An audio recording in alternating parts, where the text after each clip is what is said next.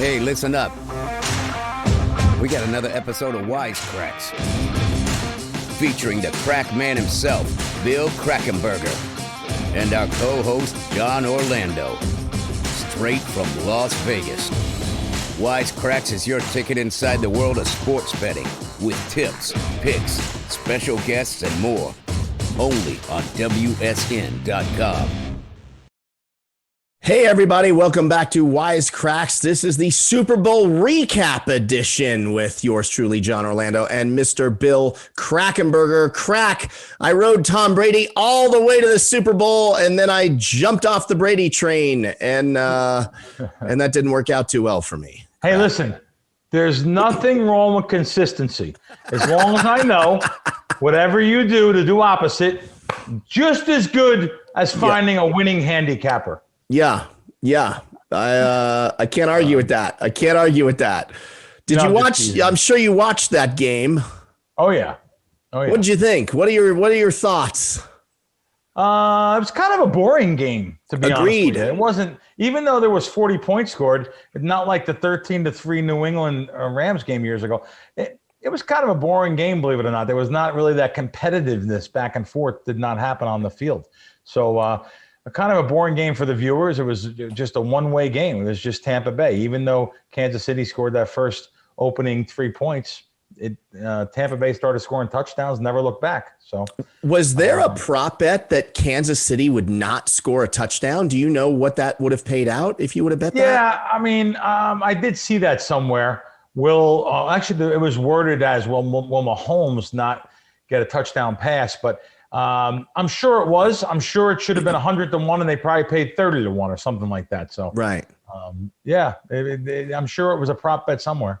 He looked really frazzled to me. I really think the pressure actually got to him. And he's a guy that, to me, all season and going back to last year, was always calm, cool, and collective. There were some playoff games last year. I don't know if you remember. They were behind, like in maybe the championship game before the Super Bowl. They were behind and early. I don't know if you remember. And it didn't faze him. And he really looked rattled to me on Sunday. Yeah, this team lost to the Raiders this year, and they almost lost the second game to the Raiders. They didn't cover maybe 7 out of 8 of the last games. So before the playoffs. So I mean, and you look at last year's Super Bowl. It's always easy to look on Monday morning and be a Monday morning quarterback. But you look at last year's Super Bowl, he did not perform well till late in the game. Even though he was the MVP, he only got the MVP because of the fourth quarter he had. So. He's a kid still, too. He's going to be a great quarterback. He is a great quarterback. Yeah. But he ain't Tom Brady, at least not yet. Yeah. And speaking of Tom Brady, so he wins the MVP, but I would have argued that maybe it could have gone to Gronk, too. Could have went to Gronk. It could have went to Gronk. Absolutely. 2 touchdowns and a good game. And I also heard it could have went to a couple other guys, too, but I think Gronk would have been my second choice for sure. There was a prop bet, I believe, on Gronk winning the MVP was 75-1. I think he was like 16th on the list or something. So if anybody bet that, you'd probably be a little upset. Did you bet any of the Super Bowl MVP props? No MVP props. Earlier in the season, I thought it was a good bet to bet a money line prop, which was on Mahomes. Getting I seen anywhere from 4 to 5-1, but I actually took it about 4-1, being an MVP in the Super Bowl. But he had to get to the Super Bowl. It was like an action bet, no matter what. So I thought, what are you going to bet? Kansas City money line, or are you going to bet? Are you going to bet Mahomes at 4-1? Right. Basically, getting 4-1 on the Super Bowl because 10 of the last 14 Super Bowls, the quarterback has won the MVP. I had a little peanut on that, nothing big. I more did the props on this particular game. Than anything.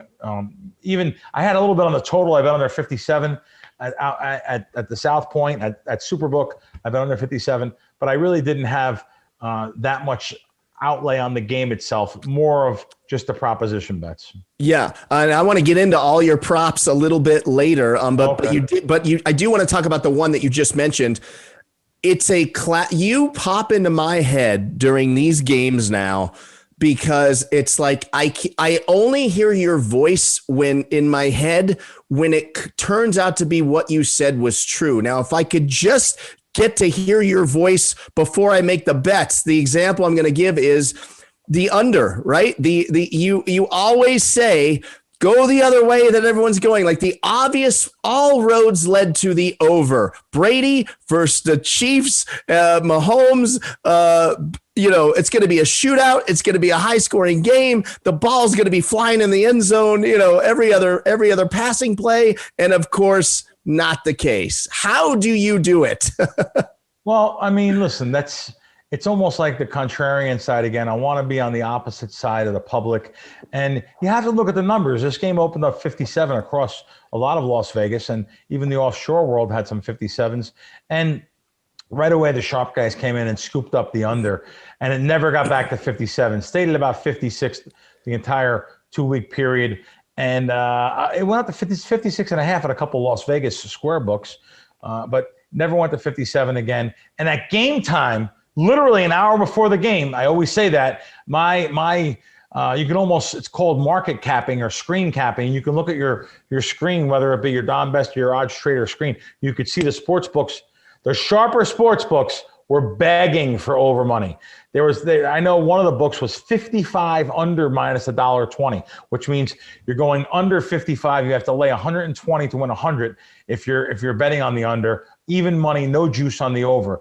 And that means they really only wanted one-way betting. They wanted to bet, they wanted to take over bets because they had the feeling, that's wrong, not a feeling. They had the sharp guys that bet the under they respected. They really wanted to be on that side of the game. So the under was definitely the way to go. I didn't bet anything more. I could have bet under 56 and a half at a couple spots. I didn't, because 57 is one of those numbers that, not that it's a key number, but it can be a key number.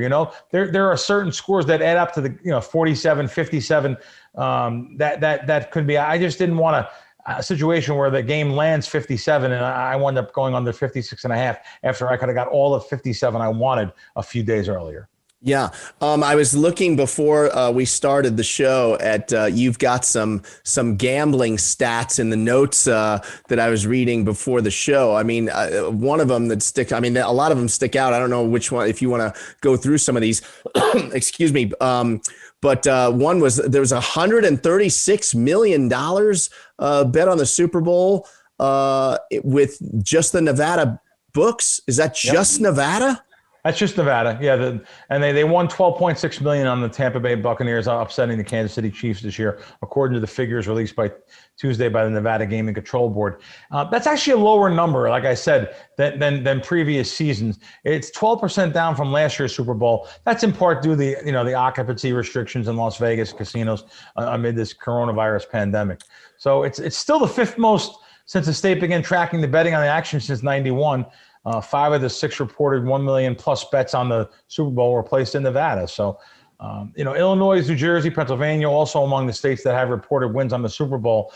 And betting handle definitely spiked in many of the new jurisdictions that have launched illegal sports betting in recent years. The data leading from the geolocation, from the GeoComply firm, that's the firm, it's called GeoComply. I hope I'm pronouncing that right. Showed a 267% year-to-year increase in online betting over Super Bowl weekend, despite several sports books experiencing service disruptions in the hours leading up and during the game. Even the big books that I know, their apps were very slow moving. That's the kind of handle. And we're not there yet. Even these multi-billion-dollar sports books back in New Jersey, I've been told we're very slow getting their bets in. So a couple of them were good. Speaking of New Jersey, $117.4 million was bet on the Super Bowl with New Jersey sportsbooks. It's a 116% increase from last year's game. And after suffering net losses, literally, it's so hard to believe, net losses on their first 2 Super Bowls, but they did. New Jersey books actually won $11.3 million from gamblers. Then you can go on to other jurisdictions like Illinois, $45.6 million, Pennsylvania, $53.6 million. And they also had nice little wins in their markets. So anyway, you can go into the one long shot that did come through that I heard about was the Chiefs quarterback Patrick Mahomes throwing 0 touchdown passes, like I said earlier.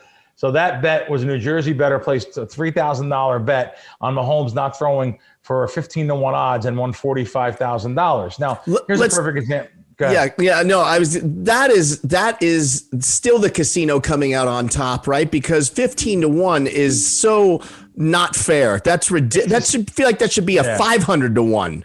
But considering there was supposed to be over-under was like 7 touchdowns in the Super Bowl, that was that's just really almost not fair. But it's fair. The guy won 45,000, but sure, the true odds are probably more towards 30 to 1. So it's just it's interesting. Yeah, for sure.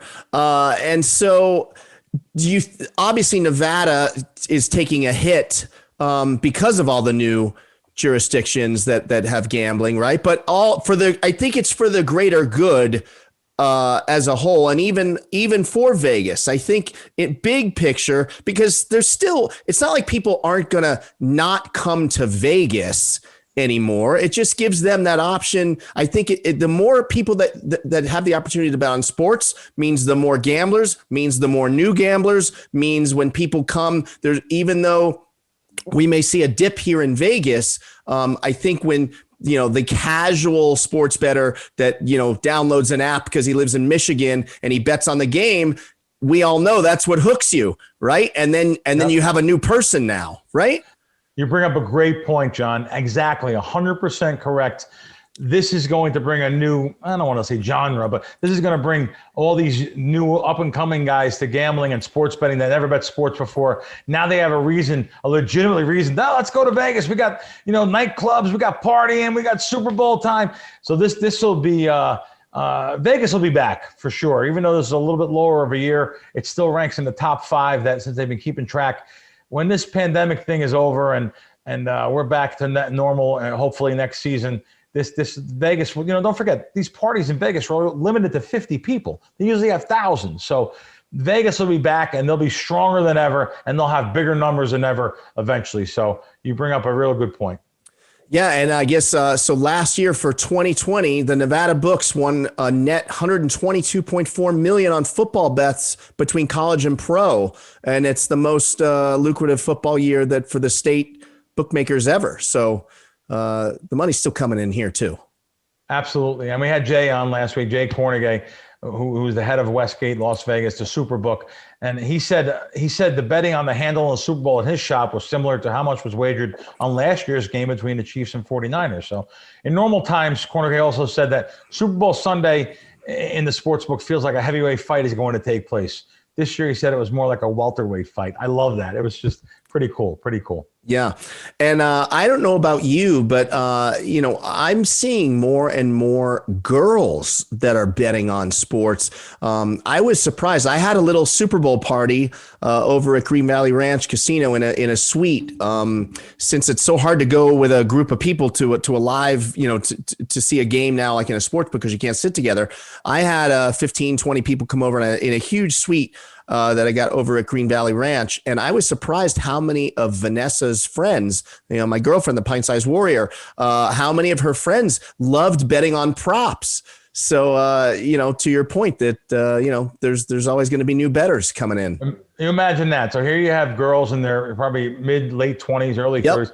Here you have these girls that are betting on proposition bets, and they're new to the industry, new to the game, but that's all it's talked about, especially in Las Vegas. Just think about what the guys do in that age group. God, this is this little thing may catch on of ours. Yeah, right. So while we're talking, let's talk about props. How did you end up doing? I know you bet a bunch of them. Well, let me just tell you, as we speak, it's Wednesday, right? I have done so many promotional appearances and shows and podcasts and stuff. I'm almost done. I still have this much left. I still have this pile of tickets left to grade. I did not grade these yet. These will be graded, and that's how many prop bets I have had. So I brought that out. Most people, when they bet, they can't wait to look. The most important news is, did I win? You've been too busy to check your handful of tickets. Well, I know I won, but nothing like I thought I should have won on a 40-point game. I'll tell you right now, a 40-point game being a low game, I bet a lot of unders, especially that I had a correlation here. So I had the first ball, to receive the first ball, Tampa Bay, if they win the coin toss, they're going to take the ball. Kansas City has a high percentage of their coin tosses won. They deferred. So I figured that, my team that's behind me, we figured that was going to happen, that Kansas City was going to defer. I wanted Tampa Bay to win the coin toss, by the way. So when Kansas City won and they chose to defer, I was like, oh, thank God. So they had the ball first. And the reason why I say that, so Tampa Bay having the ball first led to a lot of prop bettings, a lot of prop bets. Like, if Tampa Bay has the ball first, well, that means Mahomes isn't going to have the ball 5 minutes or 6 minutes, depending on the first drive of Tampa Bay. Well, that's a good bet to bet against Mahomes in the first quarter, against his throwing, against his passing, against touchdown passes. It also meant the opposite thing in the third quarter. Brady also not having the ball first and the Chiefs having the ball first. Brady not throwing a touchdown, not getting a lot of yards, so that worked out perfectly. And right away, you think you're going to have a giant game. And even my crack wins guys I gave 7 and 6 to, they were probably teetering on the edge of their seat, because one of the props I give out was number of Kansas City players to have a catch and under 7.5. And sure enough, it was on 7. And with 2 minutes left in the game, they threw one pass to an eighth person right at the end of the game, and it just lost that bet. From a big difference from 8 and 5 to 7 and 6. So 7 and 6, you were actually going to break even or even lose a little bit of juice. So, but I bet 150 props, and the sports books, depending on what sports book market they're at, the industry and jurisdiction they're at, you don't know if all the props are available and stuff. So yeah, it depends on where you were and what you could have got in. So unfortunately, I get them in everywhere. So. I love how you just broke that down, though, talking about how if Brady gets the ball first, it's going to cut into the clock time for Mahomes. And it goes to show back to the science of what you do, that it's not just, for most people, props, it's just emotional, right? They look at a bunch of props and they go, yeah, Mahomes can throw a blank amount of touchdown passes. It is an emotionally based decision for probably 99% of the people that are betting props. But you are breaking that down in a way that it makes so much sense on how and what happens in the beginning of the game with who gets the ball first also is going to affect your second half betting and totals and things of that nature. It's really fascinating to hear you break it down like that. Yeah, there was so much money I had pending on this game that at the end of the game, at the end of up at the kickoff that last day, Sunday, I probably didn't bet enough unders on the players that I normally bet. Normally, I'm betting under quarterback touchdown passes if I one or the other. Not all the time, but a lot of things like that. Probably didn't bet enough of those unders to make it a real successful, a real profitable game. But like I said, listen, it was a totally disjointed game too. There was no rhythm. It just didn't feel right when you're. Normally when you bet unders on the props, this game ends up with total 40 points. Like I said, I'm going to cash in, but just not here. It just wasn't the situation for all the ones that I want. Listen, I think I bet under Kelsey and he went over. I bet under tackles.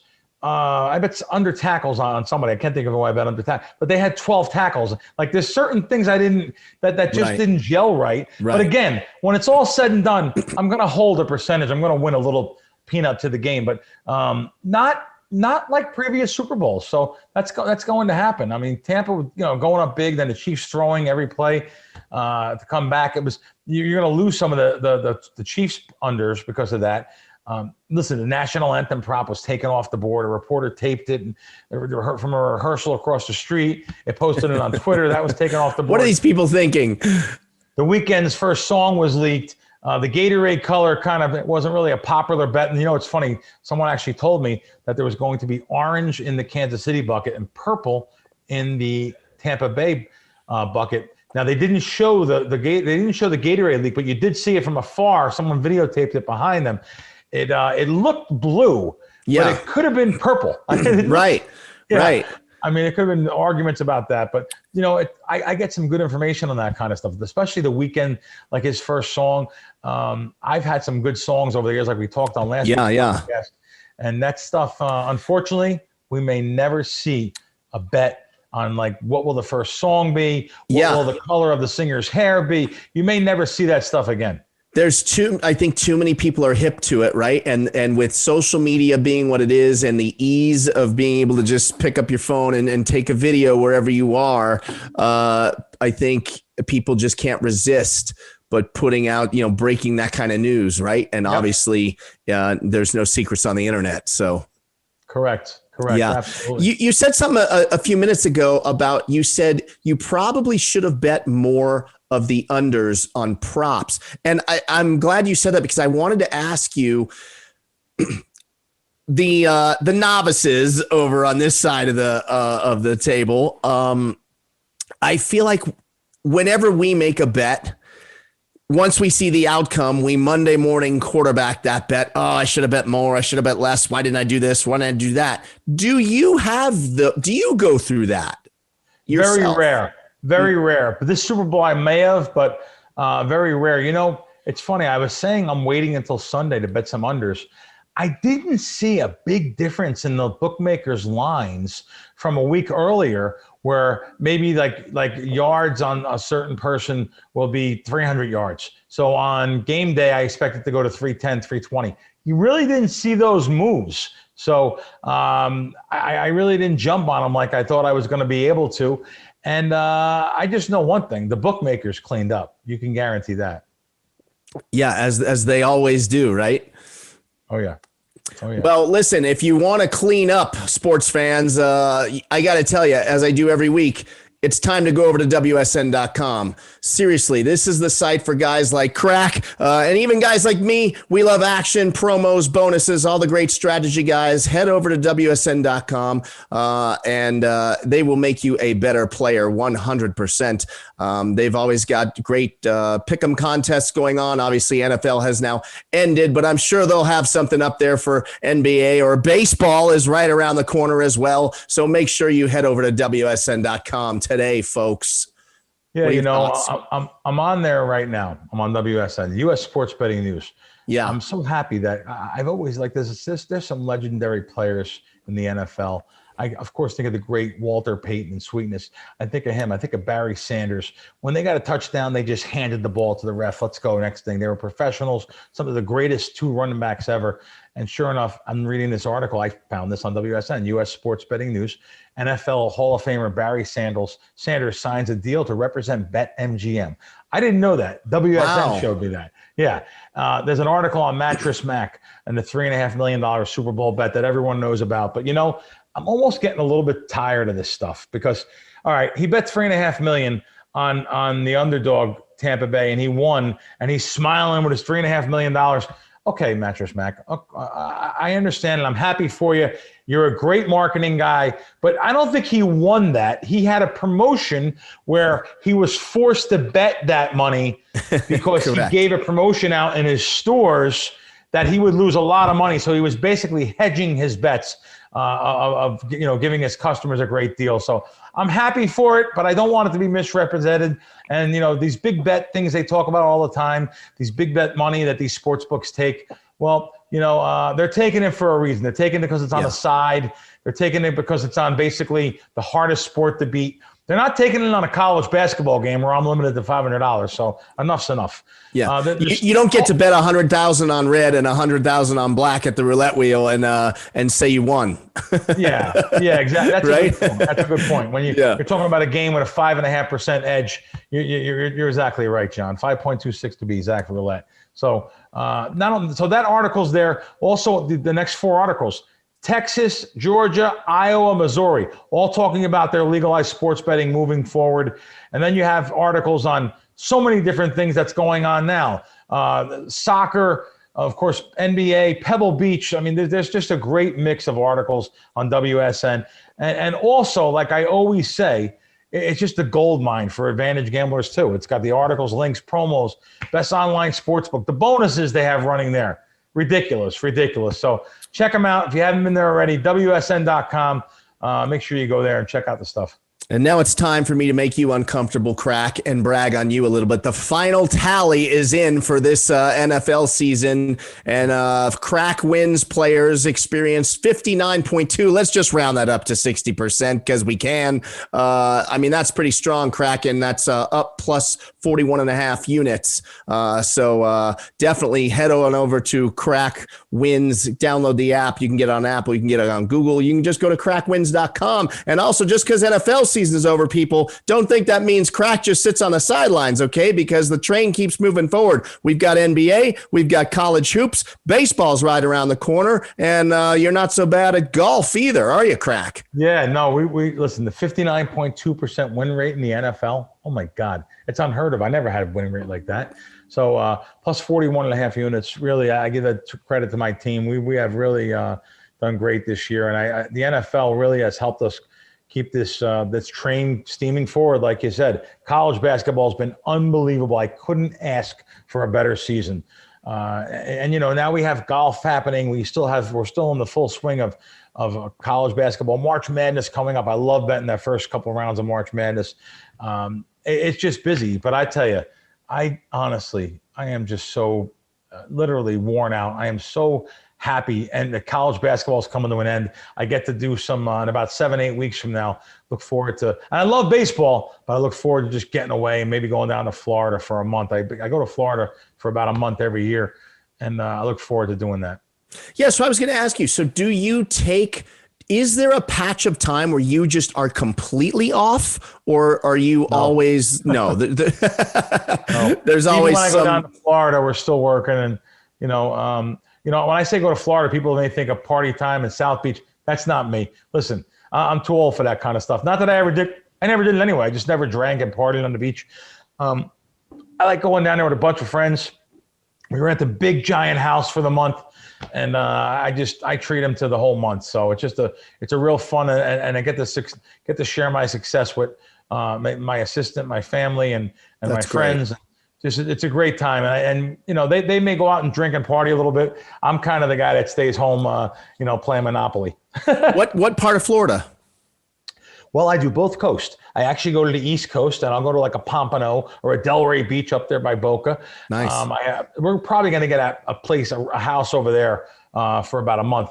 But then I'll pop over to the West Coast and go see my brother in Fort Myers for maybe 3 or 4 days. Go down to Tampa for a couple of days. I have a friend that lives in a sick house right there on the beach where the Phillies have spring training. I just can't think of the town. Clearwater, right? Clearwater Beach. Yeah. I mean, there's 15 houses where he lives. He's got Hulk Hogan on one side and the first baseman on the Philly, Ryan Howard on the other side. Oh, wow. He lives in an insane house on the beach. He's got a pool at the beach. Lives in a $10 million mansion there. I go to stay at his place for a couple days, hang out down there. It's so fun. I look forward to it. I look forward to the warm weather and just something that's kind of I can unwind a little bit. But yet my team is still working. Though we'll still do basketball. We'll still do NBA totals and stuff. We'll still do baseball. But it's not as much craziness as it is right now with cross sports, with everything. So I'm glad the NFL season's over. But I tell you what, it's been a fun ride. If I can have NFL all year round, imagine me saying this, I would probably have NFL all year round. Yeah. How much work goes into baseball season? Like, do you have to keep up with all the trades and that kind of thing? Or is it doesn't really matter because at the end of the day, you need to see how the teams are going to perform. And then you start it's more from an analytics side. It's more from also watching the lines, the opening line to the closing line, the moves. It's more for that. And let me just talk, I'll talk briefly about this now. Baseball's not here yet, but it's a dog-eat-dog world. It's a dog-eat favorite world because underdogs are the way to go in baseball. So you're not going to get rich. You're not going to make money laying $1.60, $70, $80 in baseball. So it's an underdog world. That's what I look at. Yeah, you love those dogs. I love the dogs. True action junkies love the dogs. Yeah, I'm not as much as previous years, though. Listen, 10 years ago, you may have had a certain percentage of underdogs that are really making you money. That has dropped a little bit. It's evened off a little bit, but it's not where it should be. So underdogs are still the way to go, John. I want to bring up that there is a UFC fight this weekend that you might want to just check out because our good friend, Mr. Julian Marquez, is making his return. We had Julian on earlier in the season on Wise Kracks, and I just wanted to tell you that Julian he's the first card on the main event. I mean, he's the first fight on the main card. And he is at minus 160 right now. Wow. Okay. I need the inside information. Is he ready to go? Or he's ready to go. You know, he's been off for almost 3 years. He had a really bad injury in his last fight. Julian tore the lat off of his bone in his last fight. In the first round, like third punch that he threw in the fight, and still went the distance and ended up losing a split decision. So some judges actually saw it Julian's way, even with that injury. And he's worked his tail off, rehabbing and getting back. And he's super excited. He's super pumped up. And I can't wait to watch him step into the cage and do what he loves to do on Saturday night. I look forward to seeing it. Yeah, good. That'll be fun. Yeah. And that's the main event on that card is Kamaru Usman and Gilbert Burns. Yep. Burns is a pretty good dog. He's like plus 240, I think. So I'm gonna take a page out of your book, and I'm gonna go on the dog on that one. But okay, we've got one Twitter question. I got a Twitter question. I don't know if you have any in your phone, but I have one that pertains to the Super Bowl. This comes from @Chaz Madison, and he asks, "What was Brady's beef with the one Chiefs player? Did you happen to see what I saw it? I actually know." But didn't know. So if you know, tell our listeners and viewers. Yeah. So I don't know the name of the Chiefs player. He's a defensive back, I think. And he kind of got in Brady's face after one play. And he said something like, "You're not throwing a touchdown pass today. Not today." And literally the very next play, Brady connects with Gronk for the first touchdown for the Bucs. And Tom, being the competitor he is, he literally ran that guy down right after he completed the pass. He made it a point to go find that guy and got in his face. And he said, you can read his lips if you can find the clip. He said, "What happened? What happened?" Oh, wow. Yeah, Tom is a fierce competitor. Man, yeah. I got to give it to him. And he's not only a fierce competitor, he probably is going down as the greatest quarterback of all time. You know, it's easy to say that spontaneously because we live in the moment, but I don't think so. I really think he is the greatest. He's the greatest competitor, and not only that, like I said, the probably the greatest player of all time, quarterback wise, and maybe even NFL wise. So yeah, I mean, it is hard to deny someone that just played in there. What is it? His 10th Super Bowl? Or his 10th Super Bowl, right? That's unbelievable. He's won 7 out of 10 Super Bowls. Warren Moon, who we had on this show earlier in the season, played, I think, 20 or 21 years and never made it to a Super Bowl. And Warren Moon obviously is a Hall of Fame quarterback. So that's a quarterback that is one of the, at the top of the food chain that made it into the Hall of Fame, plays 20 years, let's just call it, never even makes it to the Super Bowl. Tom has made it to the Super Bowl in half of the number of seasons that he's played, and he's won 7 of them. If you're out there arguing that Tom Brady is not the GOAT, you shouldn't be allowed to watch football anymore. That's right. So let me close here. Let me tell you something. I am probably pretty surprised, John. This is going to be spontaneous here. What do you think? I'm looking at the odds from the circa. What do you think the odds to win the Super Bowl next year? Who do you think is the favorite? And what do you think the odds should be? It's a good question, right? I think I'm not sure if this is going to be a trick question. So I don't think the Bucs are going to be the favorite. I think they're going to go back and say the Chiefs are the favorite. You're right. And I am going to guess that they are 5-1 right now. They are. They're 5.5 to 1. Very good, John. You have come a long way. I've come a long way. I'm learning, Crack. Wow, you came a long way here. So yeah, I didn't talk about this earlier. The Chiefs are 5.5 to 1. The Bucs are 8 to 1 to win the Super Bowl. So the surprising bets here are real simply the Rams and the Bills, both 10-1, and they've gotten the wise guy money from what I'm told is the Bills and the Rams. So the Rams is interesting because they got Matt Stafford from the Lions. They did a quarterback swap. So that's going to be interesting to see how that plays out. So it's good to see some early odds for next year at one of the sharpest sports books out there. And, you hit it right on the head. Yeah, KC, the big favorite. Amazing that I didn't think the Bucks were going to be 8-1, to be honest with you, but that's crazy. I'll take it. 8-1. I'm in.